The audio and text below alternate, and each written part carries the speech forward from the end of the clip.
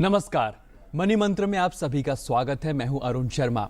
हर सप्ताह रविवार को आपके लिए ये कार्यक्रम लेकर के आते हैं ताकि आप अपने पर्सनल फाइनेंस से जुड़े तमाम सवाल पूछ सकें और जान सकें।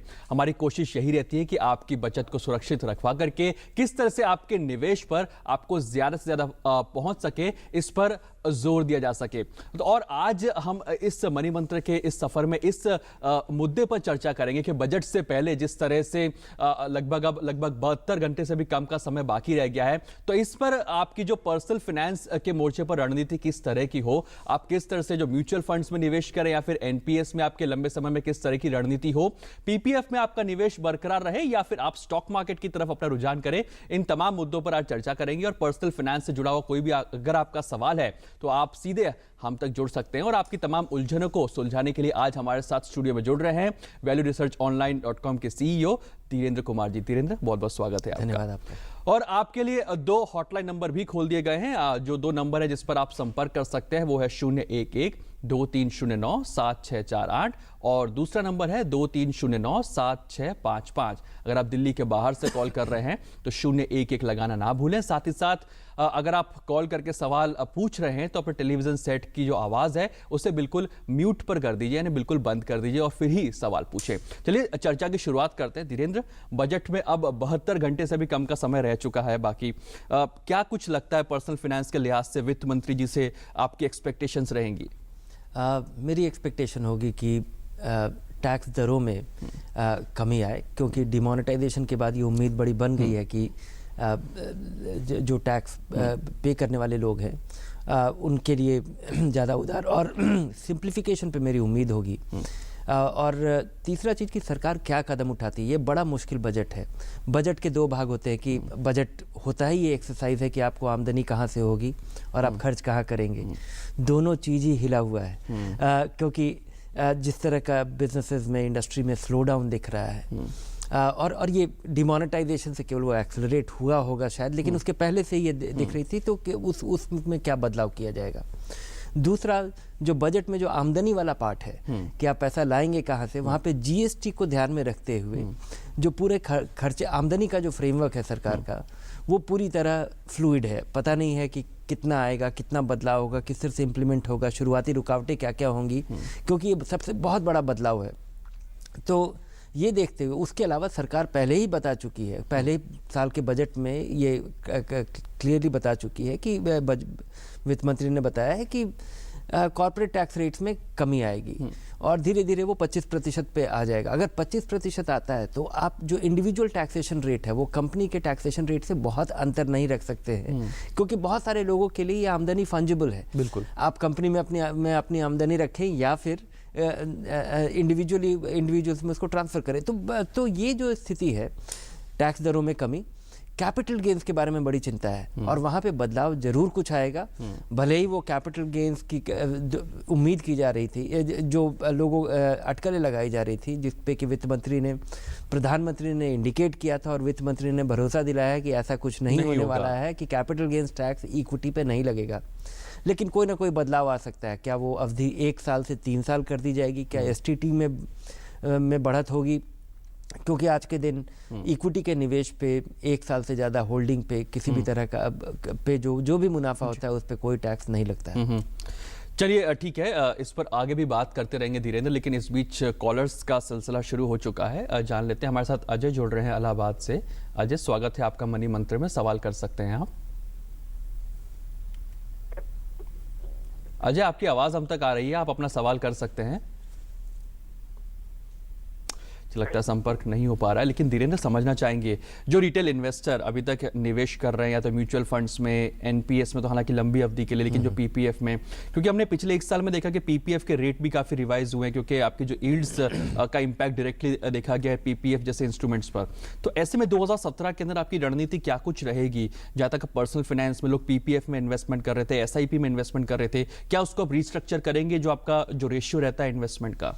नहीं, मुझे लगता है जो निवेश का जो फ्रेमवर्क है, निवेश का जो कॉन्टेक्स्ट है, वो पूरी तरह बदल गया है। इसमें बहुत बड़े बदलाव, या निवेशकों के सोच में बहुत बड़े बदलाव की ज़रूरत है।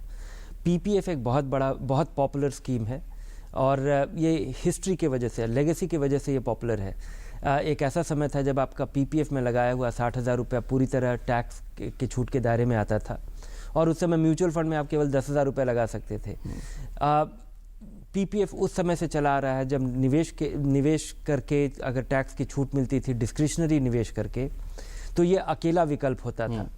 और बाज़ार उस समय लोगों तक बाज़ार का विस्तार नहीं हुआ था, लोग म्यूचुअल फंड में इन्वेस्ट नहीं कर सकते थे, बाज़ार में पार्टिसिपेट नहीं कर सकते थे। तो पिछले 20-30 साल में पीपीएफ में आज के दिन आउटस्टैंडिंग पैसा जो है वो करीब करीब 11 लाख करोड़ है, जो कि इस देश में म्यूचुअल फंड में पिछले 25 साल में इक्विटी फंड जो आम निवेशकों का जो पैसा है जो अभी तक इकट्ठा हुआ है उससे दोगुना है। और पिछले 2-3 साल में जो बदलाव हमने देखा है कि एक सरकार आई और आरबीआई के गवर्नर जिन्होंने इन्फ्लेशन टारगेटिंग करना शुरू किया कि महंगाई दर को महंगाई को तोड़ना है जी। और जब महंगाई दरों में कमी आएगी बिल्कुल तो ब्याज दरों में कमी आएगी और ब्याज दरें कम होंगी। जब ब्याज दरें कम होंगी तो पीपीएफ उससे बचा नहीं रहेगा। तो उसका पीपीएफ पे भी इम्पैक्ट एक तरह से हम देखेंगे धीरेन्द्र, इसको हम आगे भी जारी रखेंगे। बहुत गहरा असर पड़ने लेकिन वाला है। जो हमारे साथ कॉलर जुड़ रहे हैं उनको जरा उनका सवाल सुन लेते हैं। बालकृष्ण हमारे साथ हरियाणा से जुड़ रहे हैं। बालकृष्ण, स्वागत है आपका मनी मंत्र में, सवाल कर सकते हैं आप। बहुत बहुत धन्यवाद जी, इतने बड़े चैनल पर एक आम आदमी को समय देने के लिए। जी बालकृष्ण जी, सवाल अपना बताइए। मेरा सवाल ये है जी, आज तक तो किसी मंत्री ने, किसी वित्त मंत्री ने इस बारे में सोचा ही नहीं। पता नहीं उनके जो साथ रहते हैं उनको इस बात का पता ही नहीं। मैं कहना चाहता हूँ कि जो लोग अपनी तरह से लड़ के झगड़ के समाज में बहुत मुश्किल से एक एक पैसे की कुल्फी बेच के, समोसे बेच के बड़ी अच्छी एजुकेशन पे पहुंचे, पोस्ट ग्रेजुएट किया और फिर सरकार गलत होने की वजह से उन्हें। मैं आपका सवाल समझ गया बालकृष्ण जी, मैं आपका सवाल समझ गया, लेकिन इस पे आपका कोई पर्सनल फाइनेंस से जुड़ा डायरेक्ट सवाल है तो आप कर सकते हैं। एक सेकंड जी बस। मैं और वो most neglected, most rejected life जी रहे हैं। हाँ। उनके लिए ये जो आदरणीय मोदी जी की सरकार है, ये अपने आप में एक एक्सेप्शनल सरकार है, बाकी सरकारों से कुछ हटके करने वाली। बिल्कुल, ये बात हम जी बिल्कुल आपका सवाल मैं समझ गया। आपकी एक्सपेक्टेशंस काफी ज्यादा हाई है इस समय पर लग रहा है, लेकिन बालकृष्ण जी ऐसे कॉलर है जो कि समझना चाह रहे हैं कि और क्या कुछ इस बजट में निकल करके आ सकता है। एक्सपेक्टेशंस की बात ही वो कर रहे थे। चलिए इस बीच दूसरे कॉलर अगर हमारे साथ लाइन पे तो उनको भी ले लेते हैं और दोनों सवालों को क्लब करके एक ही सवाल में हम लोग। अगले कॉलर हमारे साथ राजकोट से जुड़ रहे हैं, उनका सवाल भी ले लेते हैं। नमस्कार जी, क्या सवाल है आपका? जी, मैं सर्विस क्लास हूँ। मेरा क्वेश्चन ये है कि इस बजट से सर्विस क्लास के लिए क्या एक्सपेक्टेशन है? एक तो इन्वेस्टमेंट के हिसाब से, हाँ। और दूसरा टैक्स में सेविंग के हिसाब से। उसमें क्या प्रोपोजिशन है, क्या एक्सपेक्टेशन है? सर्विस क्लास को क्या एडवांटेज मिल सकता है? मैं आपसे समझना चाहूंगा आपकी क्या एक्सपेक्टेशन है? डेफिनेटली मेरा 30% के टैक्स ब्रेक में आता हूँ मैं, तो मेरा जो टैक्स आउट गो है करीब 5 से 6 लाख हो जाता है साल का। तो उसमें कुछ सेविंग में पोजीशन बनती है, या मेरा इन्वेस्टमेंट में बढ़ाऊंगा तो उसमें मेरे को रिटर्न में फायदा मिलेगा? इस तरह का कुछ एडवांटेज मिल सकता है क्या? आपको क्या, आपकी एक्सपेक्टेशन क्या है? जो टैक्स स्लैब वो कितना बढ़ जाए तो आपको एक तरह से फायदा होगा? जो छूट अभी जिससे 2.5 लाख के आसपास तक है, उसमें कितना स्लैब बढ़ा दिया जाए कि आपको, क्योंकि मैं एक व्यू भी समझना चाह रहा हूं आपसे इस चीज को लेकर के। मेरा व्यू तो ये था कि जैसे 10 लाख पे 30% स्टार्ट होता है, तो ये 10 लाख से आगे थोड़ा सा ये हो जाए तो ये 13 लाख या 14 लाख तक हो जाता है, तो मेरे लिए काफी जो है एडवांटेज हो जाएगा। चलिए, इन्वेस्टमेंट को लेकर के कोई सवाल स्पेसिफिक आपका? Mutual funds, NPS, PPF, instruments को लेकर कोई? हाँ, इन्वेस्टमेंट के लिए मुझे एनपीएस के बारे में थोड़ा समझना था कि एनपीएस में हम लोगों सर्विस क्लास के लिए, जैसे मैं अभी 49 के आसपास हूँ, तो मेरे को एनपीएस में इन्वेस्टमेंट करने में कुछ फायदा मिलेगा या नहीं मिलेगा? आपने किसी म्यूचुअल फंड या किसी और एसेट में इन्वेस्ट किया हुआ है अभी तक? हाँ, ये म्यूचुअल फंड में मेरा इन्वेस्टमेंट है, मतलब बहुत ज्यादा नहीं है, 2-2 लाख, 1.5 लाख, इस तरह से 4-5 म्यूचुअल फंड ठीक है, मैं समझ गया। कोई और सवाल आप पूछना चाहेंगे धीरेन्द्र? नहीं, मैं आमतौर पे बताना चाहूँगा, एक मैं फ्रेमवर्क देना चाहूँगा कि बजट से आप ज़्यादा उम्मीद न रखें। बजट में हो सकता है कि टैक्स स्लैब जो है, जो सबसे निचला वाला है, वो उसमें कोई बदलाव नहीं आए, क्योंकि सरकार की ये भी कि टैक्स बेस बढ़ाना चाहिए। लेकिन मुझे लगता है कि सरकार का फोकस लॉन्ग टर्म सेविंग्स को इंसेंटिवाइज करने के लिए जरूर कोई छूट देनी चाहिए, और यहाँ पे कोई बहुत बड़ा बदलाव कई सालों से नहीं आया है। 1.5 लाख रुपए की छूट मिलती है, बहुत सालों से यही मिलती रही है। उसके अलावा जो 1.5 लाख है जो आपको छूट मिलती है वो वहाँ पे बहुत भीड़ है। बच्चे के पढ़ाई के लिए अगर आप 2 बच्चों के पढ़ाई के लिए ट्यूशन फी देते हैं वो भी उस छूट में आता है। आपका जो प्रोविडेंट फंड कटता है वो उसमें आ जाता है। तो पहले से ये भरा हुआ है। तो मुझे लगता है कि ये और लोगों के लिए रिटायरमेंट के लिए पैसा बचाना एक बहुत बड़ा ऑब्जेक्टिव है, बड़ा इंपॉर्टेंट ऑब्जेक्टिव है और सरकार इसको इंसेंटिवाइज करती है।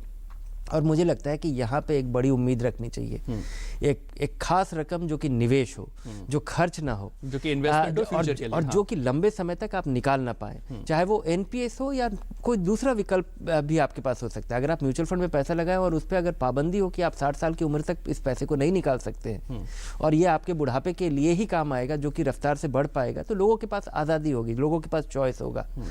और आज का भी जो फ्रेमवर्क है उसमें मुझे लगता है एक आम व्यक्ति बहुत ही बेहतरीन तरीके से अपने बुढ़ापे के लिए या आप अगर एक पैरेलल इनकम का सोर्स अगर आप स्थापित करना चाहते हैं जो कि पूरी तरह टैक्स फ्री हो, कि आप कोई भी पैसा नियमित रूप से अगर इक्विटी में लगाते हैं उससे मिलने वाला रिटर्न अगर पूरी तरह टैक्स फ्री है तो आपके लिए एक पैरेलल इनकम स्ट्रीम बन जाता है। लोगों के लिए ज़रूरी है कि जिस तरह से पीपीएफ में आप रिकरिंग डिपॉजिट कर रहे हैं हर साल अगले 15 साल तक, उस तरह का अगर आपके पास इक्विटी में उस तरह का इन्वेस्टमेंट हो तो वो सोने पे सुहागा एक तरह वो से बहुत बड़ा रिटर्न हो जाएगा। एनपीएस पे आपने इशारा किया, एनपीएस पे सवाल भी हमारे पास आया था। एनपीएस पे जानकारी लेने की कोशिश करेंगे कि आखिर एनपीएस में अगर निवेश की आप रणनीति बना रहे हैं तो किस तरह से बनाएं। एनपीएस में टियर 1 अकाउंट, टियर 2 अकाउंट आखिर होता क्या है, कब तक आपका पैसा लॉक इन रहता है टियर 1 में और टियर 2 अकाउंट्स के अंदर, इन तमाम चीजों पे भी बातचीत जारी रखेंगे। लेकिन एक छोटा सा लेते हैं यहाँ पे ब्रेक। LIC मना रहा है अपनी हीरक जयंती नई चमकदार प्रस्तुति के साथ। पेश है LIC का बीमा डायमंड प्लान जो लाया है 6 अद्वितीय लाभ, परिपक्वता मूल्य, जोखिम संरक्षण, मनी बैक, विस्तारित संरक्षण, ऑटो कवर और लॉयल्टी एडिशन। तो आइए जिंदगी का जश्न मनाएं।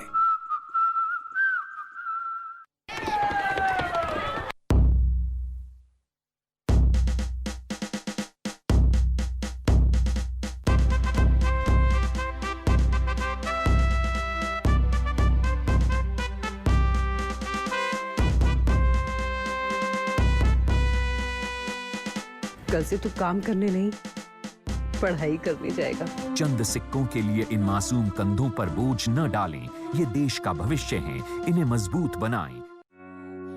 इन हाथों ने हमें चलना सिखाया, बरसों से रिश्ता कायम, मुश्किलों से लड़ने का जज्बा जगाया, बरसों से जिम्मेदारी निभाने का पाठ पढ़ाया रिश्ता और अटूट विश्वास का एहसास दिलाया।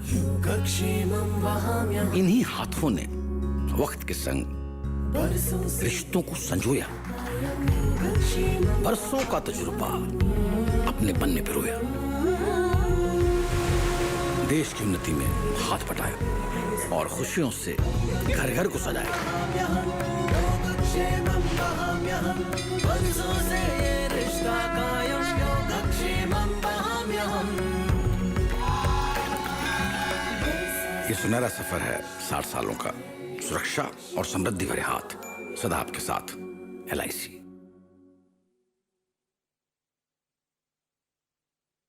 पिछली बार की यादें सारी बांध के रख लो साथ, एक बार फिर चलो पैदल घूमे पूरा हिंदुस्तान। बनो शिकारा को देखाओ, सिक्किम को धप्पा कर रहा, अगले मोड़ से दिल्ली आओ, लाल किले को कदम बढ़ाओ, नए रंग और नए पकवान, तो फिर से पैदल घूमो हिंदुस्तान। ओ कश्मीर की फिरनी भी है, कथक बिहू की मिलनी है, दियो से कोची तक दौड़ो, हम्पी में कर लो आराम, नया सफर है नए मुकाम, पैदल घूमो हिंदुस्तान।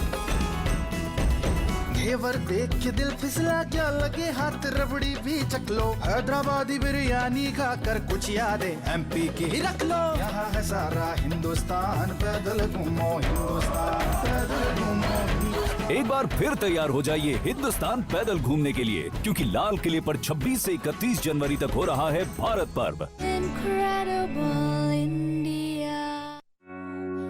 इन हाथों ने हमें चलना सिखाया, बरसों से ये रिश्ता कायम, मुश्किलों से लड़ने का जज्बा जगाया, बरसों से जिम्मेदारी निभाने का पाठ पढ़ाया और अटूट विश्वास का एहसास दिलाया। इन्हीं हाथों ने वक्त के संग रिश्तों को संजोया, बरसों का तजुर्बा अपने पन्ने पिरोया, देश की उन्नति में हाथ बटाया और खुशियों से घर घर को सजाया।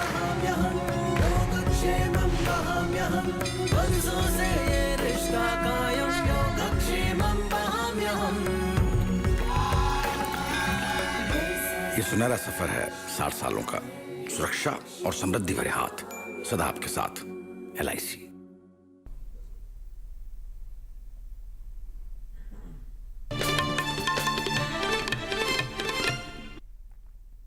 स्वागत है आपका एक बार फिर से मनी मंत्र में। और हमारे साथ आज जुड़ रहे हैं वैल्यू रिसर्च ऑनलाइन.com के CEO धीरेन्द्र कुमार। धीरेन्द्र, ब्रेक पे जाने से पहले राजकोट के कॉलर पूछ रहे थे, 49 साल के हैं, 49 ईयर्स के हैं, एनपीएस में निवेश करें या ना करें। एनपीएस में इन्वेस्टमेंट करने की क्या बारीकियां होती हैं, क्या कुछ वो हाईलाइट्स होते हैं जो एनपीएस में निवेश करने से पहले हमें देखने चाहिए, अगर इस पर विस्तार से रोशनी डाल सकें। एक तो आप कर सकते हैं 55 साल की उम्र तक आप एनपीएस में आप अपना अकाउंट खोल सकते हैं, परमानेंट रिटायरमेंट अकाउंट नंबर एक। और ये आज के दिन ये संभव है पूरी तरह ऑनलाइन करना जी। आप PFRDA के वेबसाइट पे एक एनपीएस ट्रस्ट का वेबसाइट है जहाँ पे आप अपना खाता खोल सकते हैं। अगर आपके पास पैन नंबर है या आधार कार्ड है और एक ऑनलाइन बैंक है, इन दोनों में से कोई एक चीज़ हो और ऑनलाइन बैंक अकाउंट हो, तो ये पूरी तरह ऑनलाइन आज ये निवेश संभव है। अब टैक्स छूट की बात, पहला 1.5 लाख रुपया आप अगर एनपीएस में निवेश, एनपीएस भी एक विकल्प है जो पहले 1.5 लाख रुपए के लिए एलिजिबल है। ठीक है, तो आपका पीपीएफ, इंश्योरेंस का प्रीमियम, म्यूचुअल फंड में निवेश और प्रोविडेंट फंड का डिडक्शन, ये सब उसमें आता है। इसके अलावा 50,000, और ये सब कुछ टीयर 1 की बात है। टीयर 1 और 50,000 रुपए की खास छूट मिलती है। अगर आप 50,000 रुपए का और निवेश करें जो केवल आप एनपीएस में निवेश कर सकते हैं, तो वो आपकी आमदनी से घटा दिया जाता है टैक्स जोड़ने के लिए। ओके, तो आप 1.5 लाख रुपए एटीसी के तहत आप कहीं और निवेश करते हैं या एनपीएस में करते हैं, उस पर छूट मिलती है। 50,000 रुपये खास एनपीएस में निवेश किया हुआ वो घटा दिया जाता है। टीयर 2 अकाउंट जो है एनपीएस का, वो एक तरह से आपका सेविंग्स बैंक अकाउंट की तरह है, लेकिन वो निवेश है। वहाँ पे आपके पास 3 विकल्प है। जो एक इक्विटी प्लान है जिसमें आप अधिकतम 50%, अगर आप 100 रुपये लगा रहे हैं तो उसमें केवल 50 रुपये लग सकता है। दूसरा गवर्नमेंट सिक्योरिटी प्लान है जो इसमें कि केवल सरकारी बॉन्ड्स में पैसा लगाया जाता है, वहाँ पे आप लगा सकते हैं, या फिर कॉर्पोरेट बॉन्ड में पैसा लगा सकते हैं।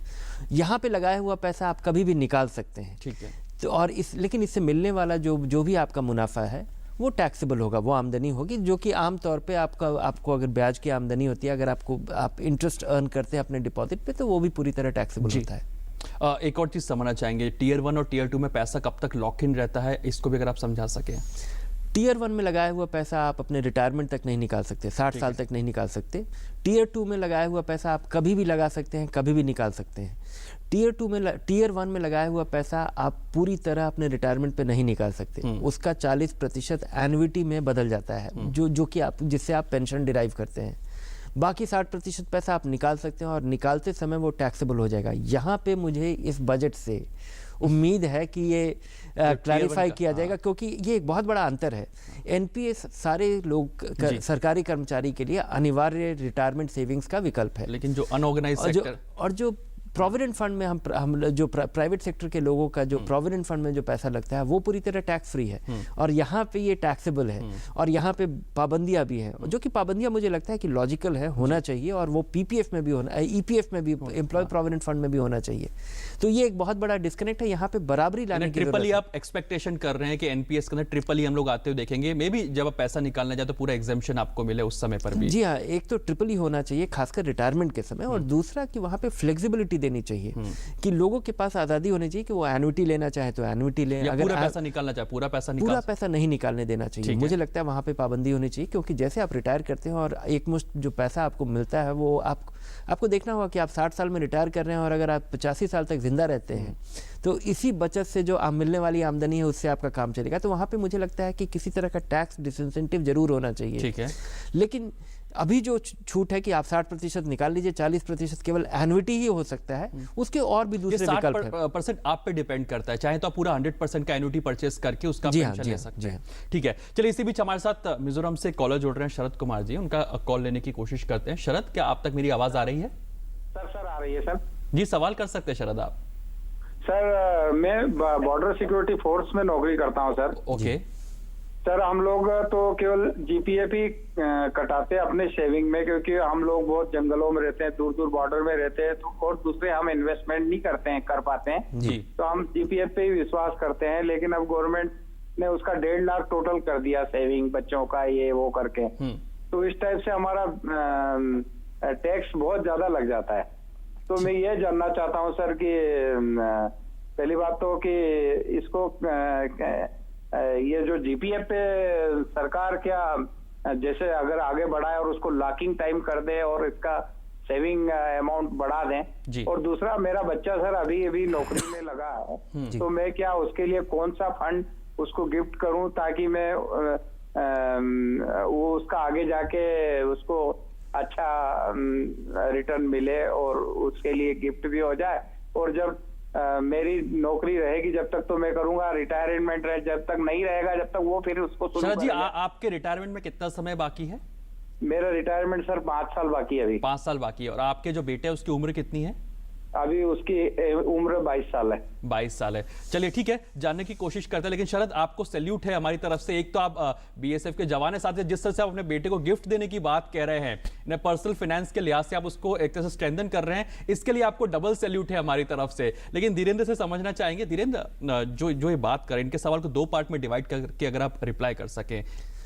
एक तो कि आपके लिए जो 1.5 लाख रुपए की छूट मिलती है, जो आपका जीपीएफ कटता है, इस रकम आप 50,000 रुपया और निवेश कर सकते हैं, जिस पे आपको टैक्स की छूट मिल सकती है। एनपीएस में अगर आप 50,000 रुपया और निवेश करें तो ये आपकी आमदनी से घटा दिया जाएगा और आपकी टैक्स थोड़ी कम हो सकती है।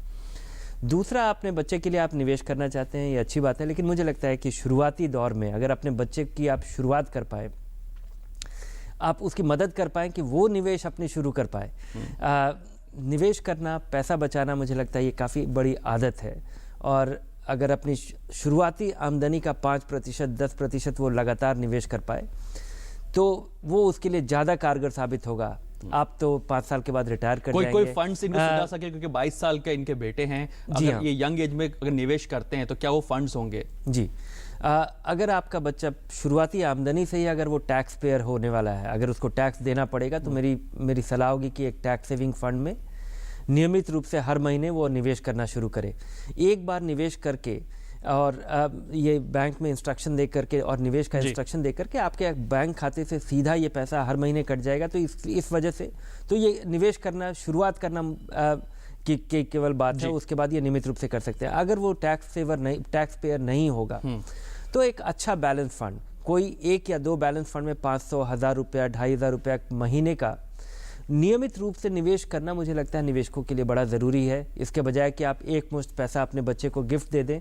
और अगर ये आदत अगर अपने बच्चों के लिए अगर आप इसकी शुरुआत कर पाते हैं तो मुझे लगता है ये जिंदगी भर काम आने वाला टिप होगा। बिल्कुल। और जिस तरह से निवेश अगर एक हैबिट बन जाती है, एक आदत बन जाती है, तो शायद इससे अच्छी चीज कोई हो नहीं सकती। तो धीरेन्द्र, आप इस कार्यक्रम में और तमाम जो हमारे कॉलर्स हैं उनकी उलझनों को सुलझाया, आपका बहुत बहुत शुक्रिया। तो आज मनी मंत्र के इस अंक में इतना ही, लेकिन मुझे दीजिए इजाजत। नमस्कार।